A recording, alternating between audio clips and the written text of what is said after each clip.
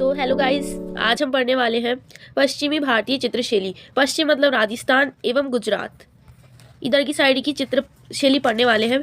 तो देखो, सबसे पहले इसमें क्या पहला पॉइंट देखो, इसमें चित्रकला के कार्य जो पश्चिम भाग में पनपे थे, यानी कि चित्रकला के जितने भी कार्य हुए ना जो पश्चिम भाग में पनपे हैं, है ना, उन्हें पश्चिमी भारतीय चित्रशैली कहते हैं। ठीक है ना, जिनका प्रमुख केंद्र गुजरात रहा है। ठीक है, जिनका प्रमुख केंद्र गुजरात रहा है और वह चित्र जो पश्चिमी क्षेत्र में, भारत के पश्चिमी क्षेत्र में पनपे हैं, उन्हें कहते हैं पश्चिमी भारतीय चित्रशैली।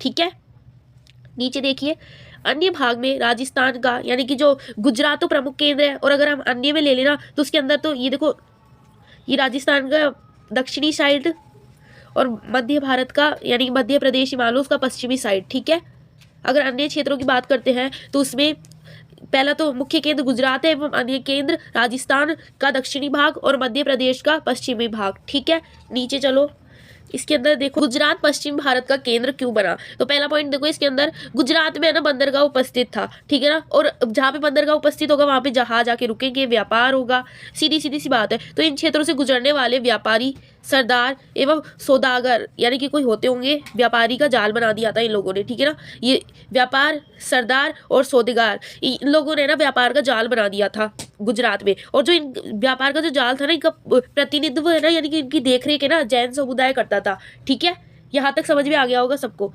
तो एक और बार रिवीजन कर लो। हाँ देखो, इधर पश्चिम भारत की चित्रशैली, इसके अंदर हम देखते हैं चित्रकला के जो भी पश्चिमी भाग में जो भी चित्रकला पनपी ना, उसे पश्चिमी भारतीय चित्रशैली कहते हैं, जिसका प्रमुख केंद्र गुजरात रहा एवं अन्य केंद्र राजस्थान का दक्षिणी प्रदेश और मध्य प्रदेश का पश्चिमी भाग रहा। गुजरात है ना, ये मुख्य केंद्र में क्यों उभरा, तो इसके प्रमुख कारण था, इसके अंदर बंदरगाह उपस्थित थे। बंदरगाह उपस्थित होगा, वहाँ पे व्यापार अधिक होगा, तो यहाँ पे व्यापारिक समूह का एक जाल बना दिया था सरदार, सौदागर एवं व्यापारियों ने। ठीक है ना, एक व्यापार का जाल बना दिया था, जिनकी देखरेख, प्रतिनिधित्व है ना, जैन समुदाय करते थे। ठीक है, आगे चलते हैं।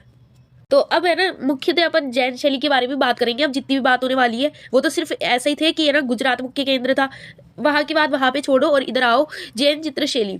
ठीक है, जैन चित्रशैली उसे कहते हैं जो पश्चिमी भारत के वह स्थान जहाँ पे है ना विषय वस्तु, जैन विषय वस्तु एवं जैन हस्तलिपि, हस्तलिपि किसे कहते हैं, पांडुलिपि का चित्रण, यानी चित्रण हुआ, उन्हें जैन शैली कहते हैं। ठीक है, वह क्षेत्र, फिर से सुन लो, वह क्षेत्र जहाँ पे जैन जैन विषय वस्तु एवं जैन हस्तलिपि का निर्माण हुआ हो, उन्हें जैन चित्रशैली, उन क्षेत्रों को जैन चित्रशैली कहते हैं, जो कि पश्चिम भारत में हुआ था। ठीक है, अब नीचे देखो, जैन चित्रशैली ने पश्चिमी व्यापार का मुख्य केंद्र या प्रतिनिधित्व क्यों किया, क्योंकि देखो जो जैन शैली होती है ना, उसके अंदर है ना एक शास्त्र दान की है ना परंपरा होती है, यानी उसमें जो भी अपनी विषय वस्तु, हस्तलिखित या फिर हस्तलिपि, पांडुलिपि, जितनी भी चीजें होती है ना, उनको दान करने की एक परंपरा होती है, और ये दान कर दिया करते थे व्यापारी, सौदागर एवं तीर्थयात्री, ऐसे इनमें दान कर दिया करते थे।